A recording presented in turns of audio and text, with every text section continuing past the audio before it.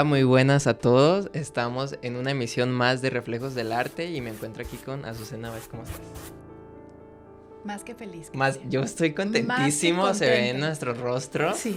Porque hoy traemos un artista grandísimo que se sale de toda expectativa, que arrebasa cualquier parámetro y es un artistazo, ¿no? Claro. Hoy vamos a hablar de Michelangelo Buonarroti. Nada más, el gran... El dios del Renacimiento. Dios del Renacimiento. Divino creador. El divino creador. El divino creador. El divino, como lo llama Giorgio Vasari, pues su biógrafo, ¿verdad? Claro. Sí, hoy hablamos de Miguel Ángel, que, bueno, para dar un resumen, era escultor, sí, principalmente, pero era pintor también, pero era arquitecto también. Y además, poeta. Poeta, además, sí, también le poeta. Gustaba la poesía, sí. Y escribió poesía. Sí. Bueno, hoy hablamos de, como bien lo dices, Michelangelo Buonarroti. Y si quieres contarnos un poco de su vida, dónde nace. Claro, muchas gracias, sí. Mira, nace en 1475 en Caprese, que es en Arezzo. Ajá. Y es parte de la Toscana, ¿verdad? Muy cerca de Florencia. Va a vivir ahí un tiempo, se va a quedar huérfano de madre a los 6 años. Okay. Y su padre, que tenía un cargo público, su padre pues tenía 5 hijos, ¿verdad? Sí. Miguel Ángel era el segundo. Ajá. Y entonces lo deja al cuidado de su nana. Resulta que su nana era esposa de un hombre que se dedicaba a picar piedra. Bueno, y además la familia de Miguel Ángel tenía una cantera de mármol. Entonces él decía que desde pequeñito, con la leche de su nodriza, también iba ese amor por el mármol y la piedra. Oye, gracias a los padres, ¿no? Sí. O sea, fue lo mejor que nos Infancia es destino, infancia es destino. Infancia es destino. Exacto, sí. Sí, claro, y ahorita hablaremos que pues él iba a las canteras, ¿no? Y que ahí escogía el bloque, ¿no? El bloque, imagínate sí, lo sobre complicado. Todo en Carrara, ¿verdad? En Carrara. En Carrara. Y que bueno, tenía esta obsesión por la perfección, sí. él era muy exigente a sí mismo, él a veces no estaba tan orgulloso de sus obras, ahorita veremos de la que estaba, por así decirlo, más orgulloso era de La Piedad. Se cuestionaba, ¿verdad? Se cuestionaba mucho. Y además, esa misma perfección, sí. Hacía que no tuviera mucha paciencia, pues, con sus asistentes, con sus pupilos, con sus aprendices. No, y tenía una personalidad pesadita, ya el Miguel Ángel, porque imagínate, para ser escultor, agarrar el mazo es un trabajo... rudo. Muy rudo. Exacto. Era muy difícil de tratar y además yo leí por ahí que era muy mal hablado. Ah, mira. Pero bueno, sí. No me lo toquen a Miguel Ángel. No, ¿Qué tiene? No, Lo perdonamos todo. Absolutamente todo, ¿verdad? O sea, es el gran genio, el gran maestro del Renacimiento. Obviamente junto con otros, con Leonardo, con Rafael. Pero bueno, Miguel Ángel tiene un sitio aparte. Es que Miguel Ángel rebasa cualquier parámetro, o sea, de pronto dices tú, hay, bueno, unos artistas que pintan muy bien. Sí. Y él de repente esculpía y de repente pintaba y todo lo hacía excelente. Estamos en una época del Renacimiento, ¿no? Sí. Miguel Ángel, más o menos en el siglo XVI, ¿no? Que en el 1500 que es donde hace ya gran parte de su obra. Y nada más para decir rápido del Renacimiento, porque es un temazo también, sí, es un temazo. Vamos a hacer como 3 programas del Renacimiento, sí. Yo creo. O sea, podríamos hablar del David solo, podríamos hablar de la Capilla Sixtina solo, de la creación, o sea, exacto. De muchas cosas, ¿no? Sí. Pero el Renacimiento no copia, ¿no? El Renacimiento es reinterpretar las bases de lo clásico, renace el arte, ¿no? Griego, romano. Griego, romano. Sí. Y hay una palabra que yo aprendí en una clase, que me la dijo un maestro, que está en italiano, que resume muy bien lo que es el movimiento del Renacimiento, que es la renovatio vetustati, que es renovar lo antiguo, ¿no? Básicamente ese es el resumen del Renacimiento. No sé qué te parezca a ti el movimiento. Sí, creo que lo has dicho muy bien.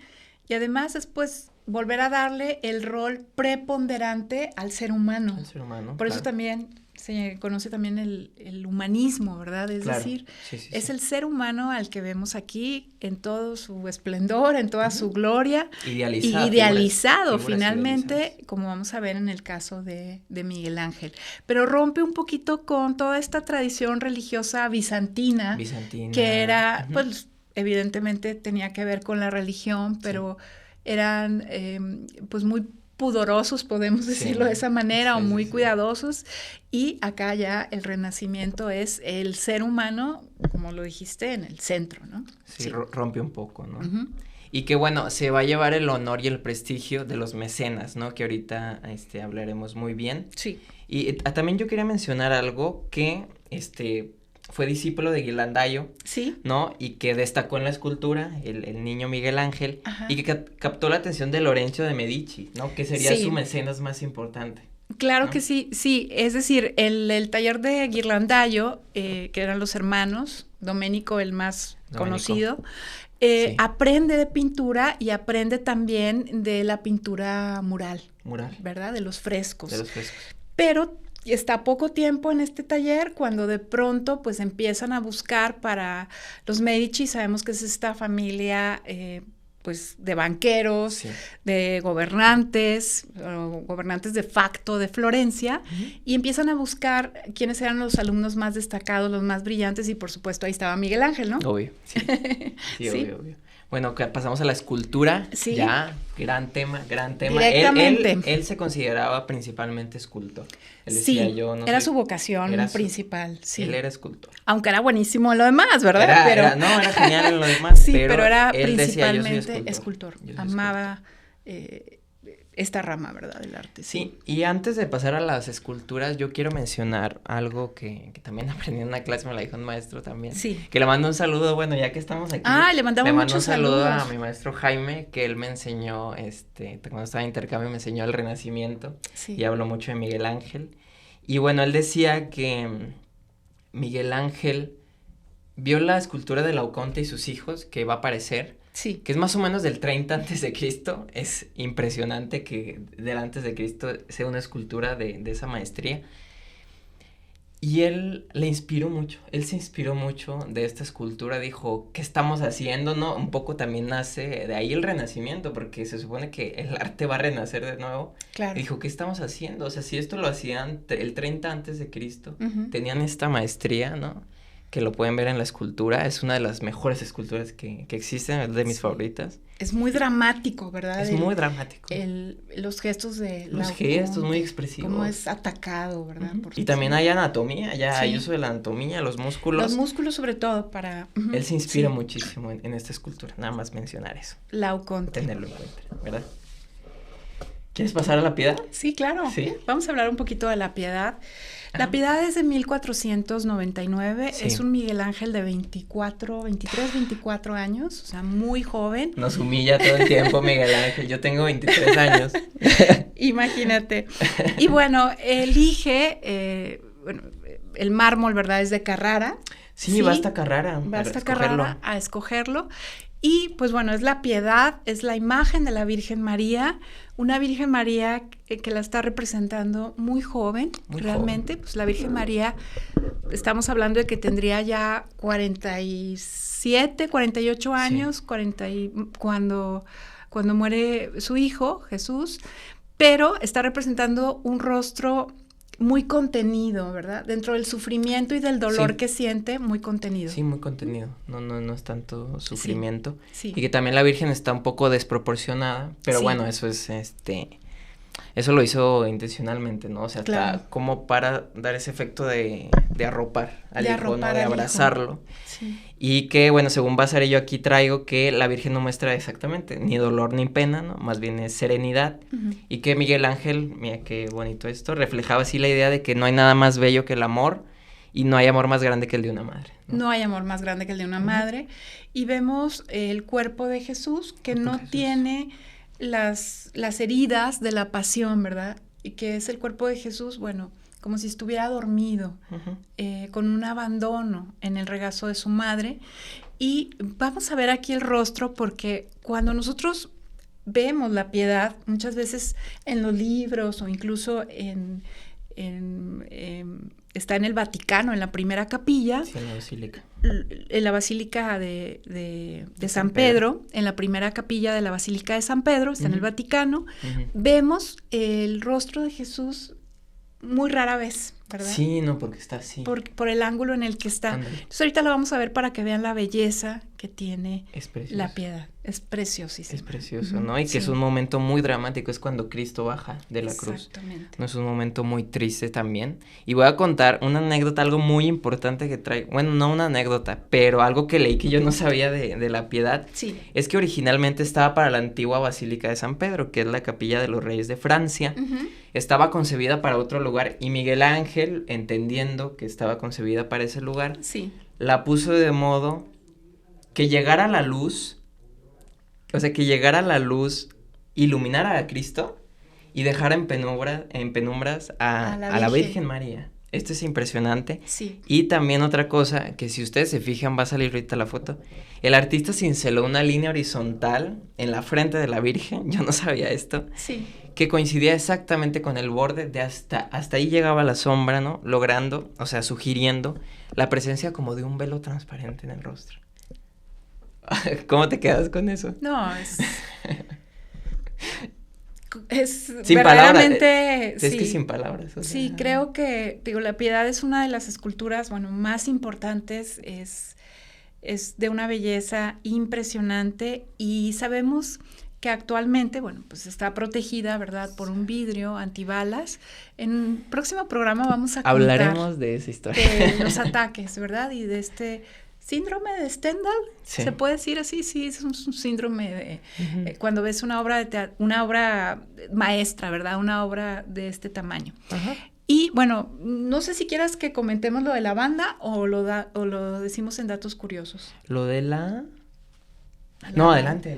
Ah, bueno, sí, nada adelante. más, es un pequeño dato que claro. Tanto a Cristian como a mí nos llamó mucho la atención, y es que si nos fijamos...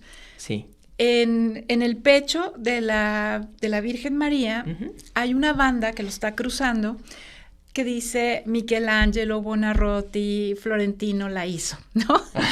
¿Por qué está esta banda? Bueno, porque decíamos, era un Miguel Ángel muy joven que ya tenía un prestigio entre quienes sabían, ¿verdad? No, claro. Pero en general, pues no era tan conocido.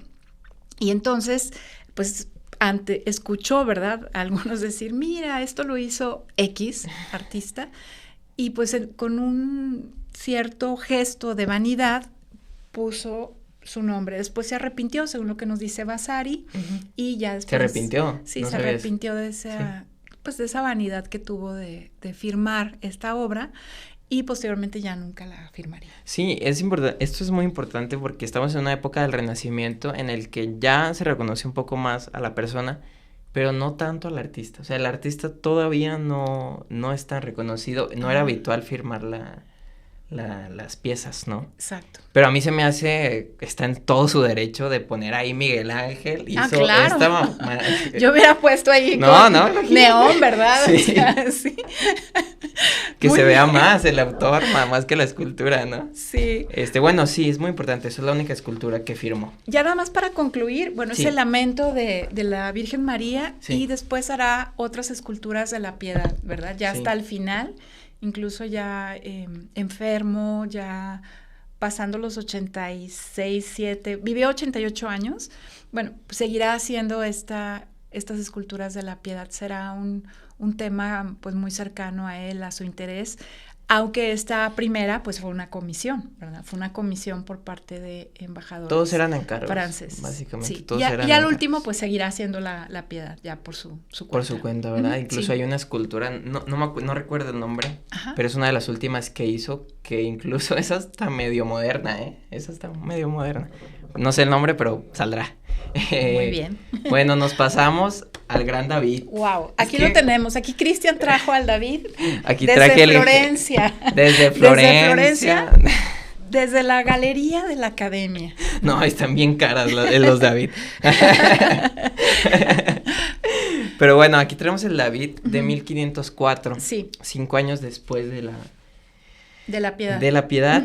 Y que esto también es muy interesante. Hay una historia detrás.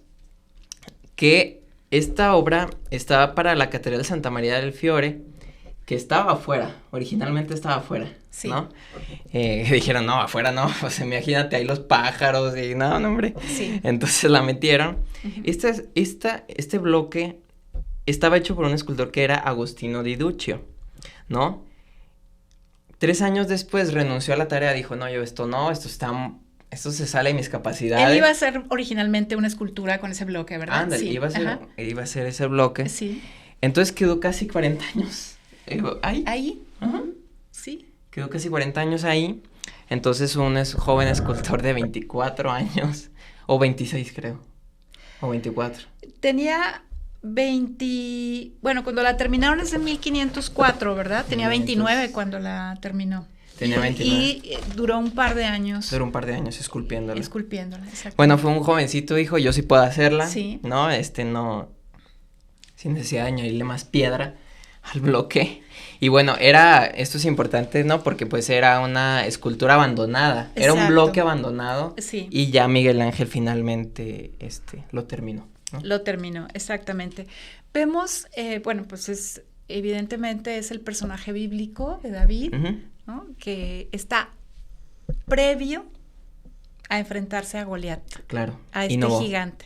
Entonces es una innovación, porque vemos otras esculturas y otras representaciones de David, donde está incluso la cabeza de Goliat por un lado, ¿verdad? Sí. Ya cuando es muy diferente, es muy diferente al David de Donatello, que lo vamos a ver.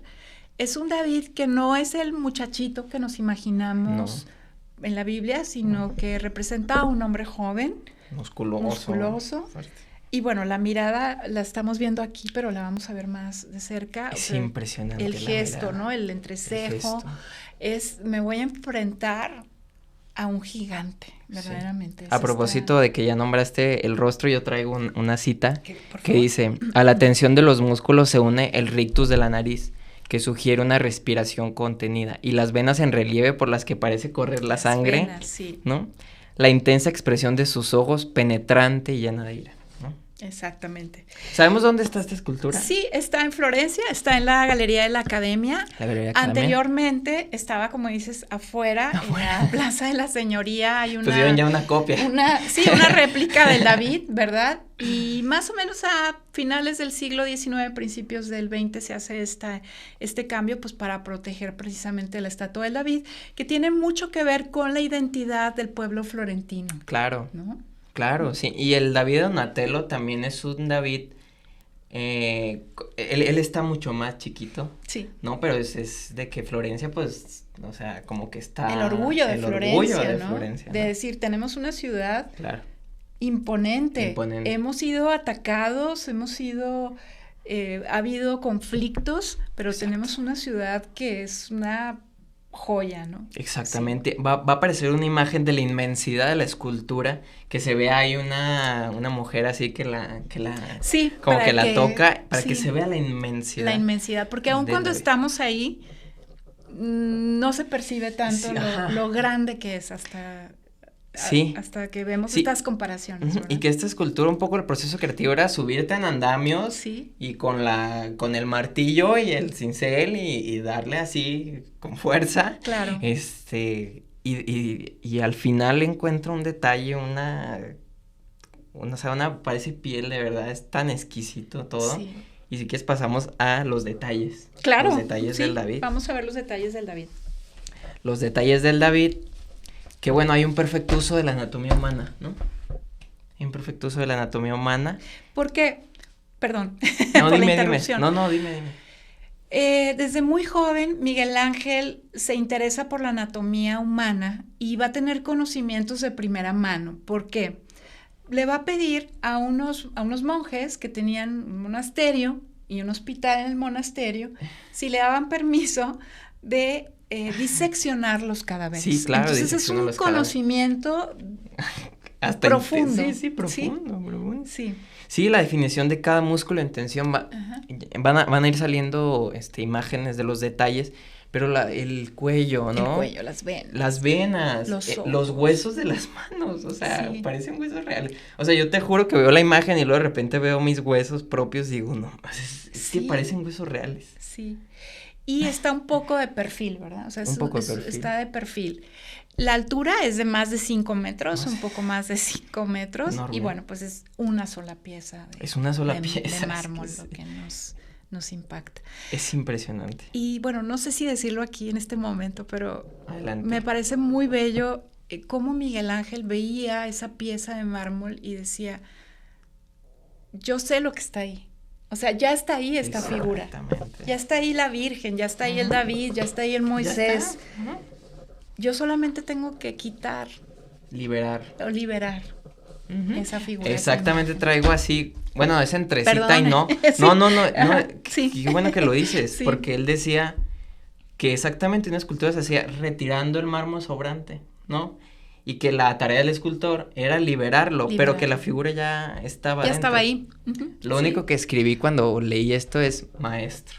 Un maestro. Maestro, genio, divino. Sí. Y bueno, pues evidentemente no es fácil la tarea ni del pintor, ni del escultor. ¿Por qué? Porque estamos hablando, cuando hablemos de la pintura mural, ¿verdad? Sí. Pues de los andamios que se necesitan y lo mismo una escultura de este tamaño, ¿no? De estas dimensiones. Y sí, nada más para terminar ya con el David, es impresionante, a todos les impresionó que al joven escultor cómo comprendía la anatomía humana, cómo era posible que un jovencito comprendiera tan exacto la anatomía humana. Exacto, sí. Muchas gracias. ¿Qué otra escultura tenemos acá? El Moisés. El Moisés, es que, fíjense, el Moisés. Es que una mejor, casi mejor que otra, sí. Una mejor que la otra. O sea, personaje bíblico muy importante. De hecho, en la Biblia lo dice, ¿verdad? Bueno, lo sabemos por la Biblia. Dios le hablaba cara a cara a Moisés. Ok. O sea, nada más, ¿verdad? O sea, es decir, el Moisés va a ser una de las esculturas de las 40 que se planean en un inicio para la tumba del Papa Julio II, que fue un papa, pues, bueno, evidentemente muy importante. Y un mecenas muy importante. Y un mecenas muy importante, y bueno, tenía sus propios retos, ¿verdad? Con la reforma y demás. Después hubo, o sea, ya había como esta idea, ¿verdad? De cambios en la iglesia. Ya después vamos a ver qué pasa después con la reforma, pero el Papa Julio II quería un mausoleo, quería una tumba para él, y el Moisés iba a ser una de estas esculturas. Una de estas esculturas, y que, bueno, es muy bien como tú dices, es la tumba se encuentra en la Basílica de San Pietro in Vincoli.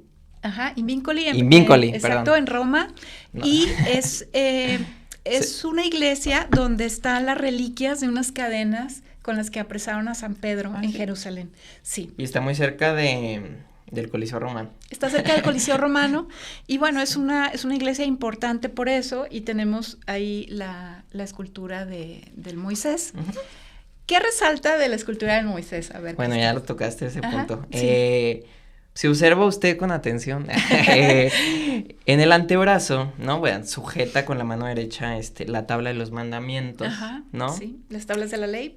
Y observas un pequeño músculo que va a salir ahorita, un pequeño músculo que se marca en esta parte. Inténtelo usted en casa, porque yo cuando lo vi, o sea, yo cuando veía esto, yo lo intenté, yo dije, a ver. Entonces, si usted levanta así como el Moisés, el dedo anular, creo que es el anular ¿verdad? Sí. Sí, ¿verdad? Sí se llama anular. Meñique, anular, cordial, índice y pulgar. Bueno, yo lo conozco como medio o el pelado. Bueno. No. De por sí. Lo siento. De por sí, Cristian. Y bueno. Muy bien. Si usted levanta este dedo, ¿ves cómo se mueve este músculo? Sí. Wow. Este es el músculo que está marcado porque se mueve, porque es el dedo que tiene así Moisés. Imagínate ese detalle, ¿verdad? Imagínate ese detalle. Sí. Usted inténtelo en casa. Nada fácil. Hay quien dice que, bueno, el Moisés de Miguel Ángel tiene un cuernito. Ah, sí. Un cuernito. Que fue un error de él, ¿no? En realidad es una interpretación, no necesariamente es un error de él, pero es una interpretación de la Biblia que de lo que hablaba en realidad era, en lugar de un cuernito, un cuerno, un rayo de luz. Sí, era un rayo de luz. Era el rayo de luz, era iluminación. Pero bueno, es un detalle nada más de la escultura. Y nada más mencionar un detalle que tienes que pagar como 3 euros para que se ilumine el Moisés, porque si no está oscuro. Si no está oscuro. Nos recuerda a Caravaggio, ¿no? A Caravaggio, sí, con la vocación de San Mateo. Que está en una iglesia y que tienes que pagar 3 euritos para que se ilumine como 1 minuto, por ahí. Pero entonces, pues, te esperas ahí a que un turista lo ponga y ya. Y dices, ¿me alcanzará para un capuchino o para...? Sí, ¿un gelato? Sí, un gelato. O ver el pues bueno, Moisés. Muy bien. Un detalle del Moisés, cuando termina de esculpir el Moisés, Miguel Ángel le da un golpecito con el martillo. Tiene una pequeña línea en la rodilla y es la historia que se cuenta que... ¿Sí la tiene la línea? Sí. Mira, aquí casi no se ve, pero lo vamos a tratar de ver. Sí, cierto, sí tiene una línea. Se ve como una especie de... Sí. Pues sí, como una especie de una herida, ¿verdad? Sí. Lo golpea y le dice, ¿por qué no me hablas? Ahora habla, ¿verdad? Es decir, ahora... Es lo único que te falta. Es lo único que te falta. Y nos recuerdan mucho a Pigmalión, a este mito de Pigmalión que hace la escultura y bueno, y quiere que tenga vida, ¿verdad? ¿Por qué? Porque el mismo Vasari y algunos otros de sus contemporáneos lo decían. Solamente Dios pudo hacer esto con la carne y lo estamos viendo en el mármol. Imagínate, me imagino yo un Miguel Ángel apenas terminando, ¿no? Él solo, enfrente de su creación. Imagínate lo impresionado incluso que estaría él, ¿no? Él.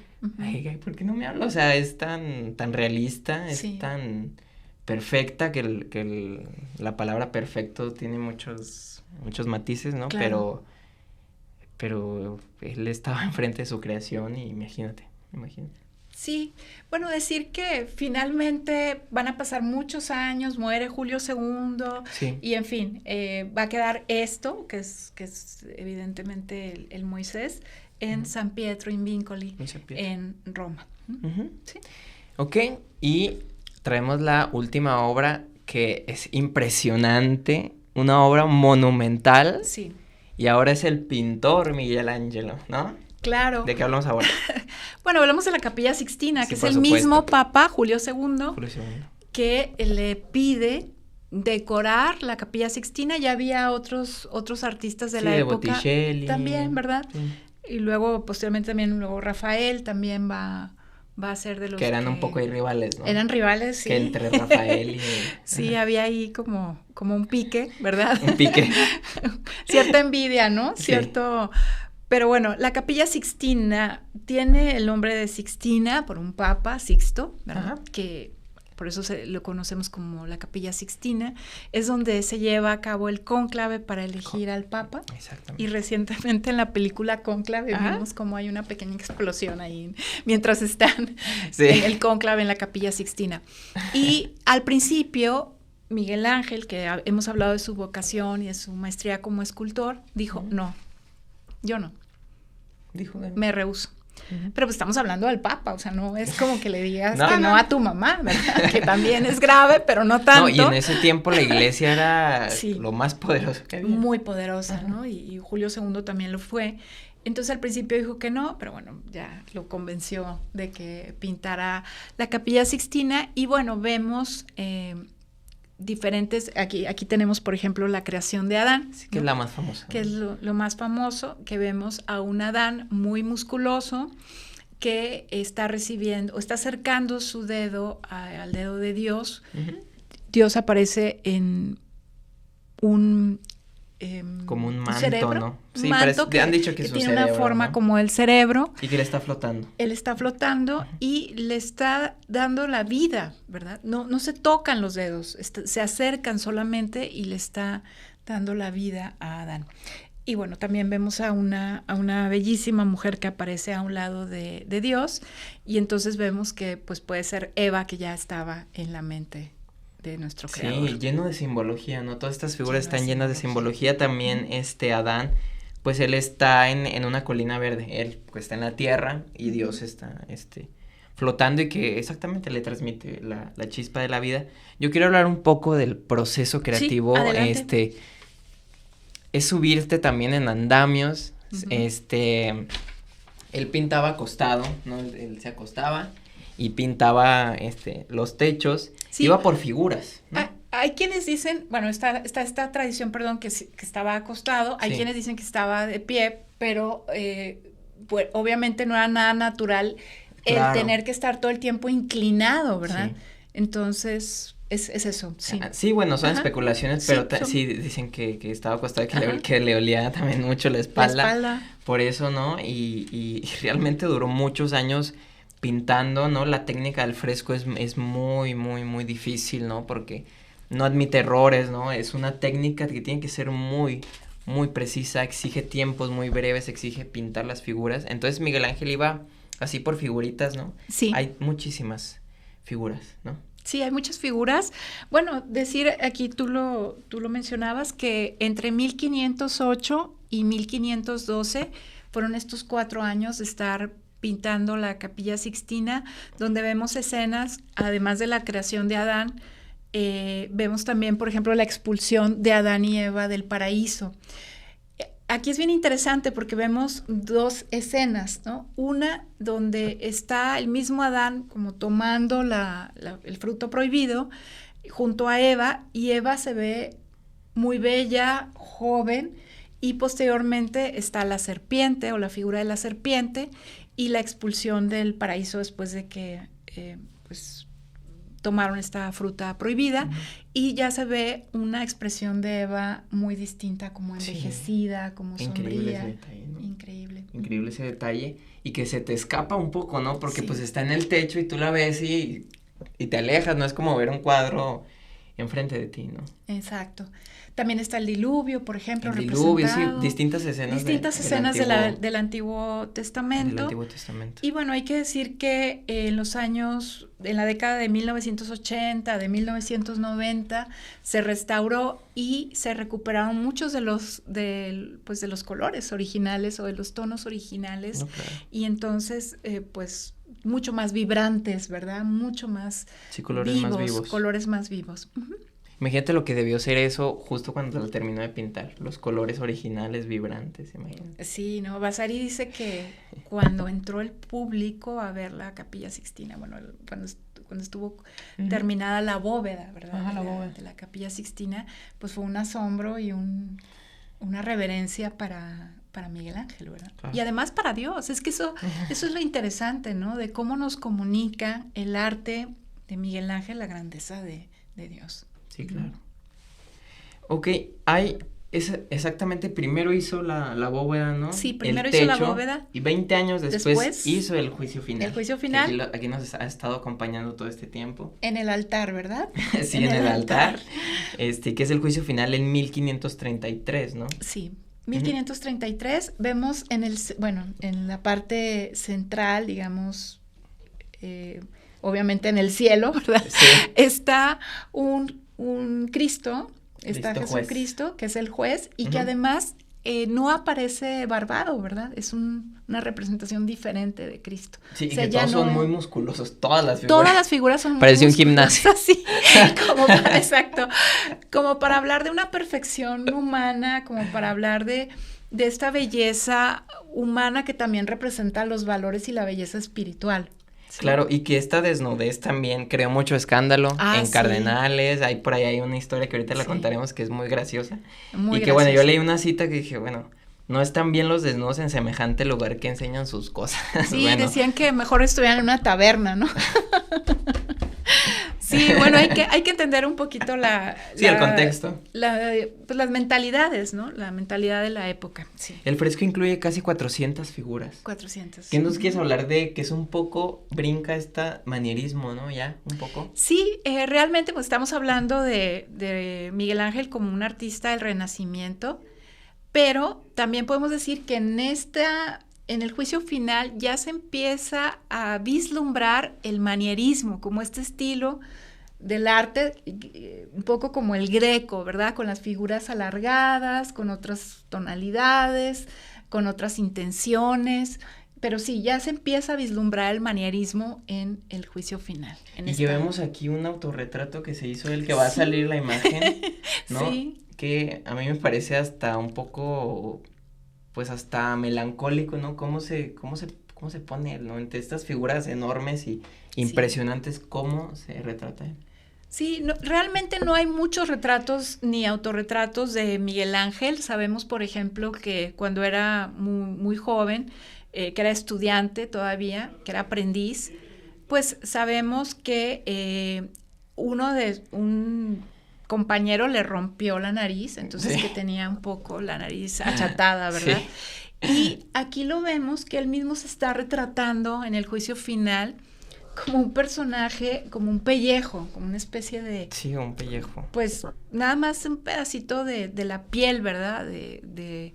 Es su autorretrato. Su autorretrato. Y pues vemos a los personajes que están de un lado y del otro, y personajes que están ya que han sido condenados, ¿no? Sí, que tocan las trompetas y que unos se van al infierno. Al infierno, y otros pues sí, y otros son recibidos por Jesús. Ajá. ¿Contamos la anécdota? Claro, sí.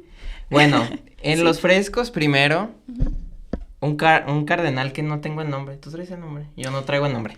Pero bueno, ni lo quería apuntar el nombre. Un cardenal dijo, no, ¿cómo es posible? Y creo que aquí lo traigo, pero... incluso mandó a tapar las partes de muchos... Sí, mira, figuras. Era Biagio de Cesena. Le metió la idea al Papa de que sería necesario tapar los desnudos más gráficos, ¿no? Los desnudos más gráficos en general.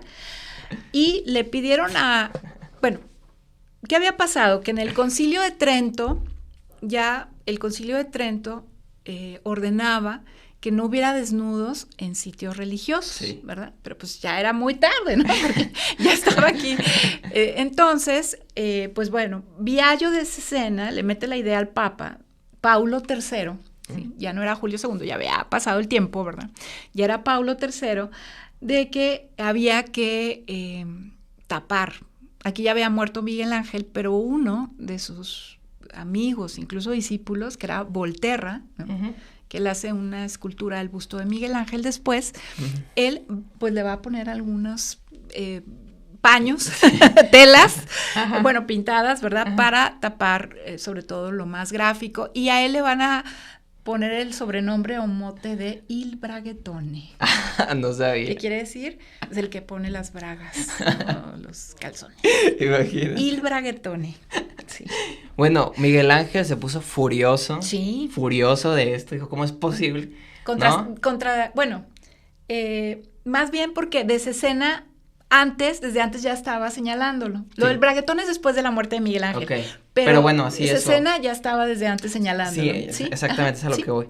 Él cuando la mandaron, o sea, eso, que se quejó con el Papa, se puso furioso. Y bueno, 20 años después lo retrata en el juicio final, que va a salir la imagen, que le pone orejas de burro y una serpiente, mordiéndole, pues, ahí abajo, ¿verdad? Los genitales. Los genitales. Y hay una, no la traje, pero el cardenal se fue a quejar con el Papa, dijo, no, ¿cómo me pintó aquí? Claro. Y luego, me dio mucha risa. Sí, a mí también. El padre le dijo, mire, yo soy el Papa, si usted lo mandan al purgatorio, pues yo sí puedo hacer algo, yo sí puedo sacarlo. Pero usted lo mandaron directamente al infierno, del infierno, y si no puedo hacer nada. Yo no tengo injerencia en el infierno. No puedo sacarlo de ahí. Yo no tengo injerencia en el infierno, entonces no puedo hacer nada, y pues ahí se quedó con sus... Ahí está el cardenal, con sus por toda la eternidad. De burro, por la eternidad.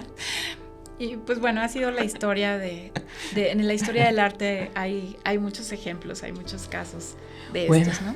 ¿Sí? Bueno, ya hablamos de muchas obras, ya para concluir, para cerrar ya el programa, no sé cuánto tiempo llevamos aquí, pero ya tenemos que finalizarlo. ¿Qué concluirías de Miguel Ángel? El más grande artista de todos los tiempos, el más grande artista pues para mí de toda la historia, ¿no?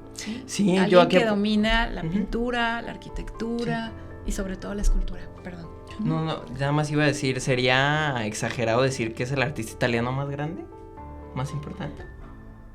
Para mí es el artista más grande, italiano, no italiano, de todos los tiempos. Okay. Para mí. Ok. ¿Sí? No, sí, yo también lo pondría ahí. ¿También? Sí. Chócala. Bueno, en el top. Tengo que pensarlo bien, bueno, en el top. Okay, top 3. Okay. ¿Quién más? No sé. ¿Quién más, Cristian? Bueno, entraremos en eso. Bueno, no, pero bueno, son referentes. Lo discutiremos después. Después. Muy bien. Hizo referentes insuperables. El Renacimiento dejó un legado eterno.